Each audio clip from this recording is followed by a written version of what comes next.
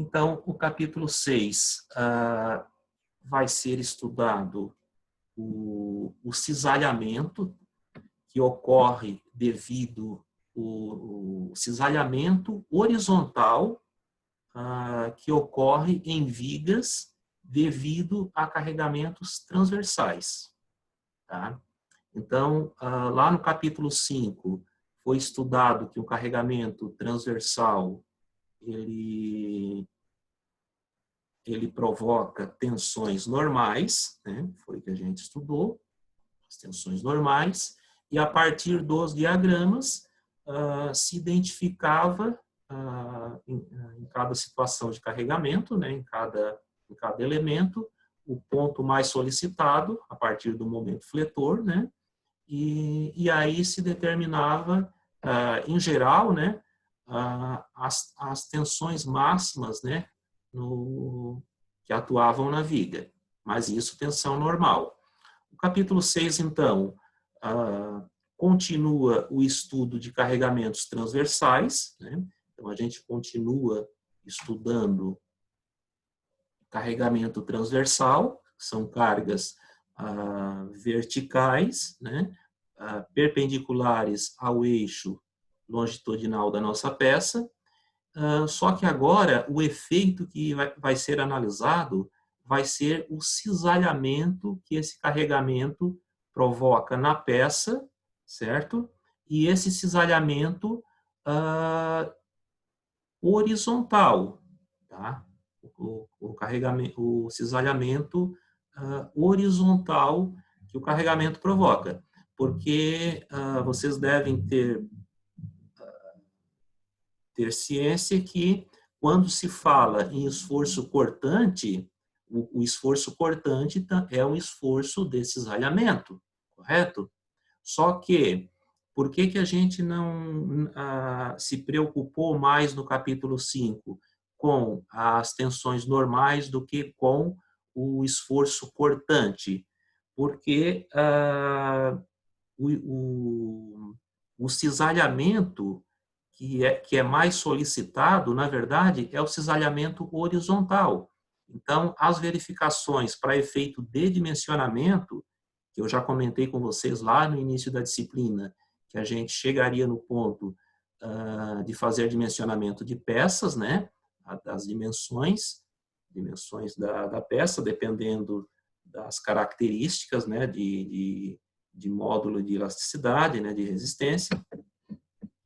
Então, a gente faria o dimensionamento, né, a partir dessas tensões admissíveis da nossa peça, e para esse dimensionamento são observados, então, as tensões normais e tensões de cisalhamento. Só que essas tensões de cisalhamento são as tensões horizontais, tá? No geral, em grande parte, tá? A maioria se analisa as tensões horizontais, porque essa tensão do carregamento vertical, também há casos que ocorrem, tá? Mas são menos numerosos, né?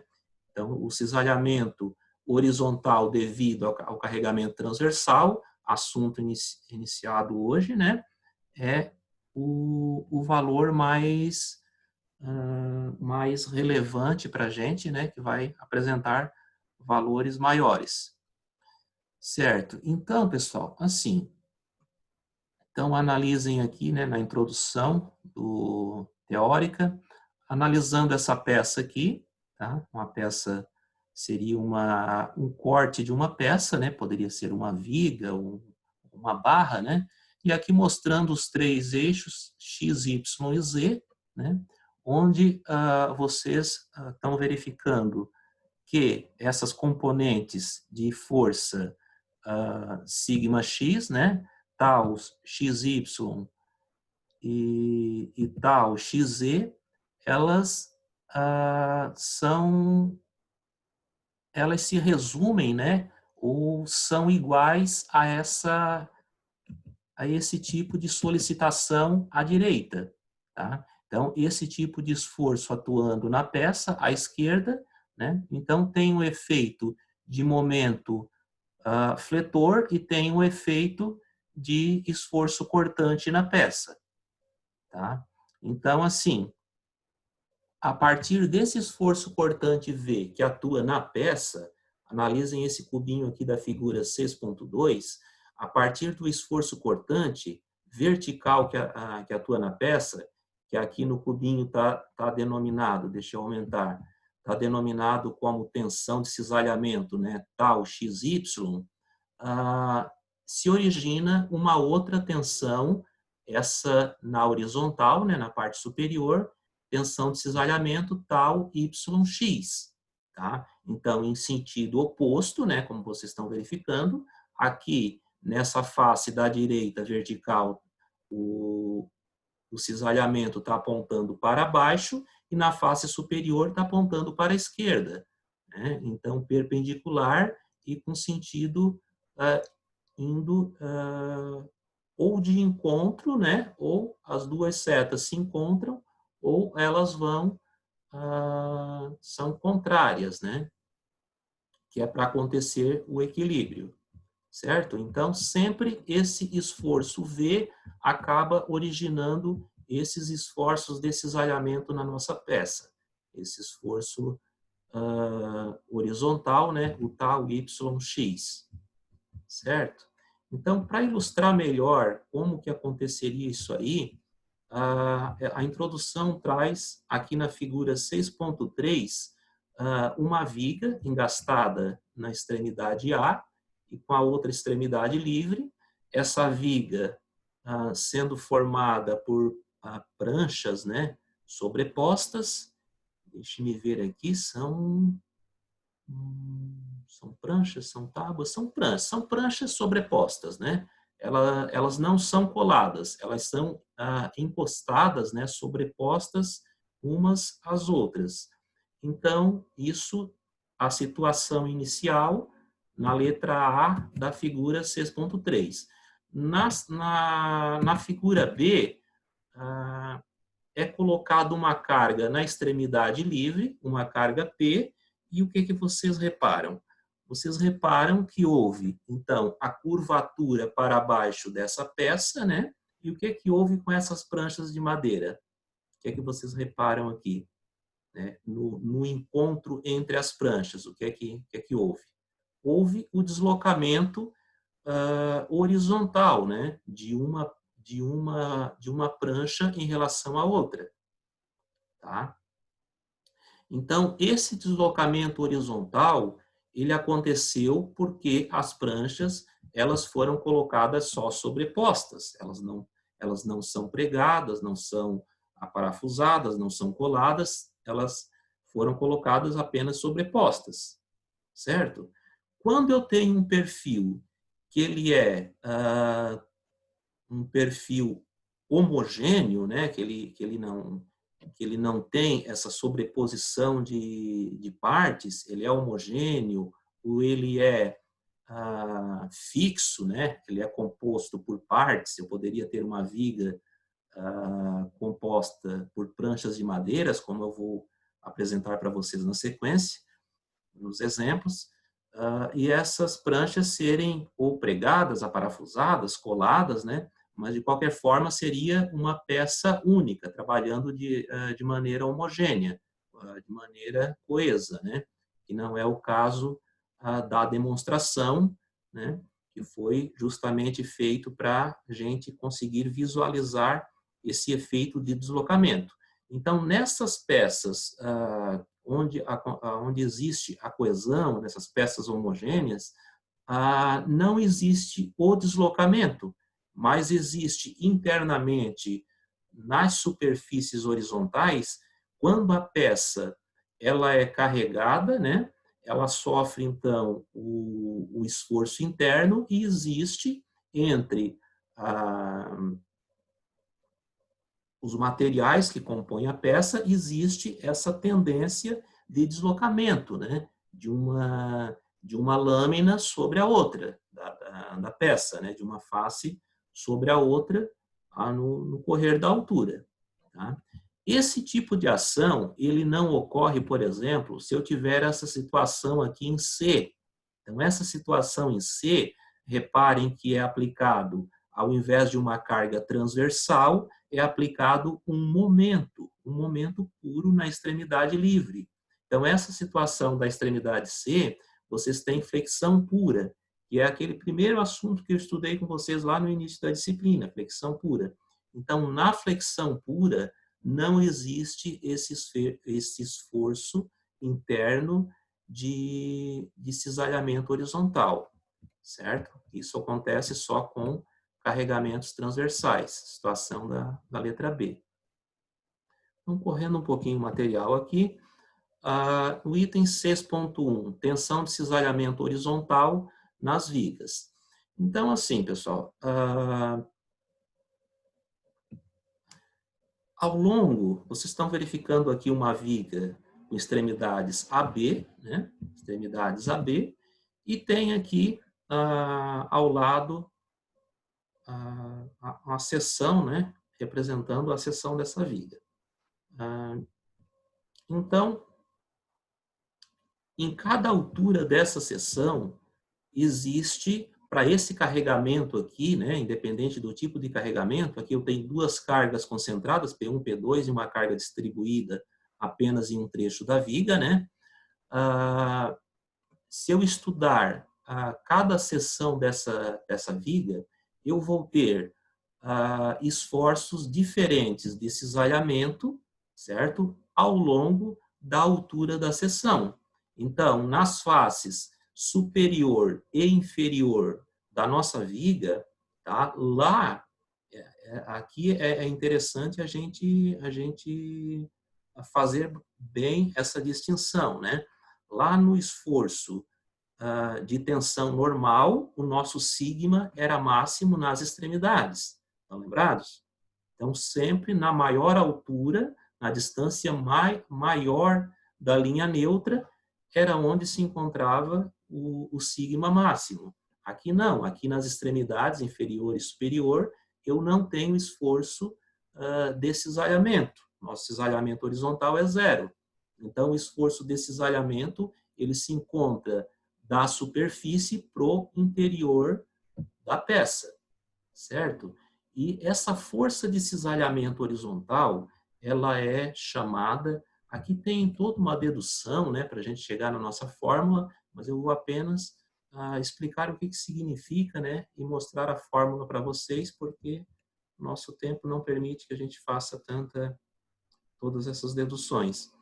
Então, aqui, o material, ele chama de delta H, a força, tá, pessoal? Não é cisalhamento. A força, é cisalhamento sim, mas não é tensão, desculpem. A força horizontal que atua em um determinado trecho da viga. Tá? Então, esse ΔH, por exemplo, eu poderia estar considerando a força total que atua nessa viga do ponto A até o ponto B.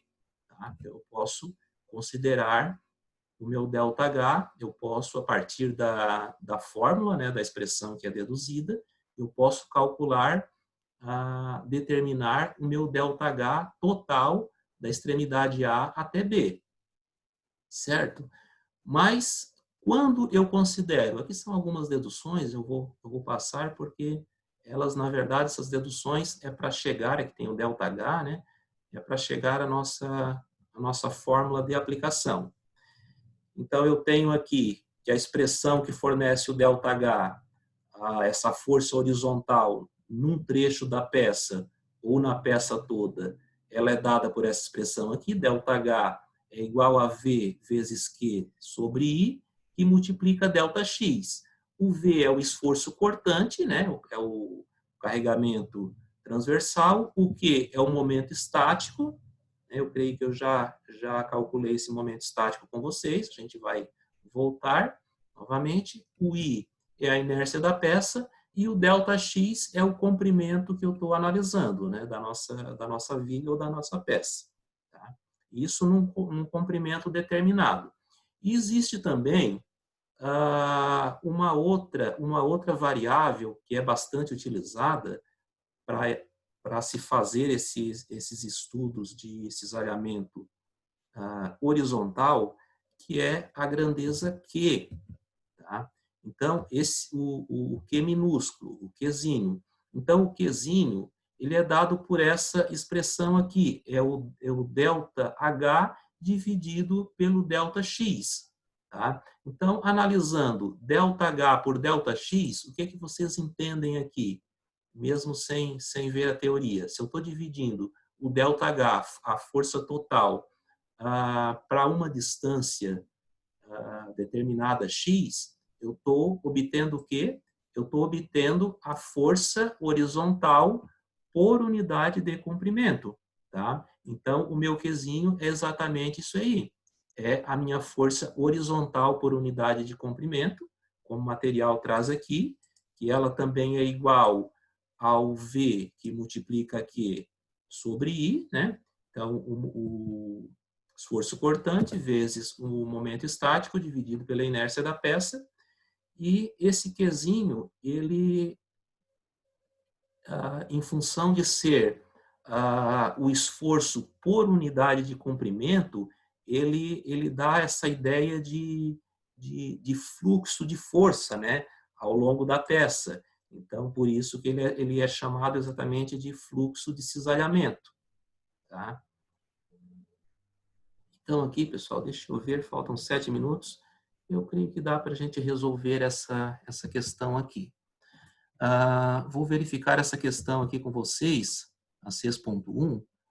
Então, exatamente aquela situação que eu havia comentado com vocês, né? Aqui uma viga formada por pranchas de madeira, né? Como o enunciado coloca aqui, uma viga é feita de 3 pranchas com seção transversal de 20 por 100 milímetros, pregadas umas às outras.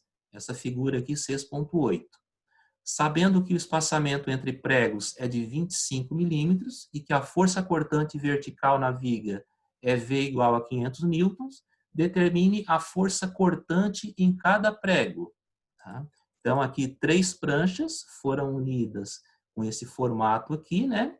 Formato I, e a ligação foi feita através de pregos, como é mostrado aqui na figura, né? E o espaçamento desses pregos é de 25, né, milímetros. Tá? A força vertical V de 500, certo? E eu quero determinar qual é a força cortante em cada prego. Tá? Então, a força cortante em cada prego, pessoal. Então, não é o Qzinho e não é o delta H. Tá? Então, o que é que vocês imaginam que a gente poderia fazer para chegar nessa força que atua em cada prego? Se eu tenho que os pregos são colocados a cada 25 milímetros, imaginem só, se eu souber a força horizontal que atua em 1 metro de comprimento dessa peça, que é o meu Qzinho, lógico, né, que eu consigo determinar o valor que atua para cada 25 milímetros ou para cada prego. Né? Então, eu vou primeiramente precisar determinar o Qzinho, que é a força que atua em 1 metro de comprimento da peça.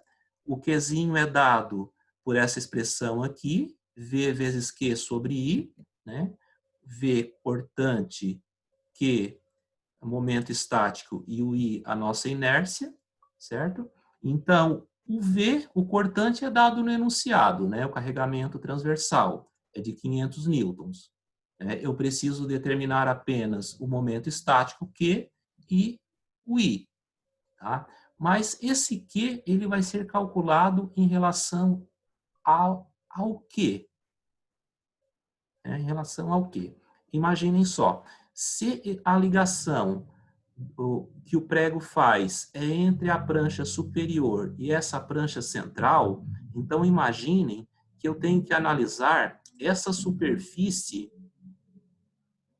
A força horizontal, ela não acontece numa superfície horizontal, então esse Qzinho, ele vai ser calculado para uma superfície horizontal. E qual seria essa superfície? Exatamente essa superfície que eu destaquei aqui. Tá? A ligação entre a tábua que está de pé e a tábua que está na face superior ou na inferior, né? Que seriam é uma peça simétrica, né? Então, seria exatamente essa ligação. Então, vocês sabem que o momento estático Q é dado pela área vezes o Y. Aí, que área é essa? Só relembrando. Então, a área vai ser sempre da superfície que eu estou estudando, no caso, essa superfície de encontro das pranchas, né, para o exterior da peça. Então, vou calcular essa área aqui, que é 100 vezes 20. Aqui, colocando em metros, né, 0,020 vezes 0,100. Né, vezes o Y. Esse Y é a distância entre o centroide dessa parte de figura que eu calculei a área, né, dessa aba superior, do centroide dessa aba superior, até a linha neutra da peça como um todo. Tá? Então, aqui eu tenho uma peça simétrica, né? A linha neutra, ela passa exatamente a meia altura do 100. Então, até a metade dessa aba superior, qual é a distância? É 50 mais 10, né? Que é em metros, 60 milímetros, né? Em metros, esse valor aqui, 0,060. Então, feito esse cálculo, eu encontrei o valor de Q de 120 vezes 10 na menos 6 metro cúbico. E aí depois a inércia. A inércia, né, vocês já calcularam para casos semelhantes. Aqui eu calculo primeiro essa parte do centro, né, esse retângulo do centro, que é essa primeira expressão aqui, 1 sobre 12 da base 0,020 vezes a altura 0,100 ao cubo. E depois eu tenho mais duas partes. Aí eu coloco mais duas vezes, né, porque são duas abas, 1 sobre 12, né, eu tenho que calcular o retângulo de cada aba, 1 sobre 12 da base, agora a base é o 100 e a altura é o 20, né? Então, 0,100 vezes 0,020 ao cubo. E aí, como o centroide dessa aba está deslocado da linha neutra, eu acrescento, então, esse outro termo, que é a área vezes a distância ao quadrado, né? Então, é o 0,020, 20 milímetros vezes o 0,100, 100 milímetros, vezes a distância do centroide à linha neutra, que é esse mesmo 60, né? 0,060, só que agora para a inércia é elevado ao quadrado. Para o Q não tem quadrado, e aqui na inércia tem o quadrado, né? Então, resolvendo essa expressão e calculando a inércia, eu chego nesse valor aqui de 16,20 vezes 10 na menos 6. E aí aqui na sequência, para determinar o Qzinho, é a aplicação dos valores, né? É o 500 lá do enunciado, o valor do Q, que é o 120 que eu determinei, vezes 10 na menos 6, a inércia, que é o 16,20 vezes 10 na menos 6. Resolvendo, eu tenho aqui 3.704 newton por metro, né? Então, a unidade é newton por metro, é força por unidade linear, tá? Em metros. E aí, como que eu determino a força cortante, né, que vai atuar em cada prego? Então, a força que atua em cada prego vai ser dada pela distância entre pregos, em metros, né? Então, a distância entre pregos é o 25 milímetros, ou 0,025, que multiplica o Q, que é esse Q que eu encontrei. Tá? Então, fazendo a substituição 0,25 vezes o 3.704, né? Eu multiplico e encontro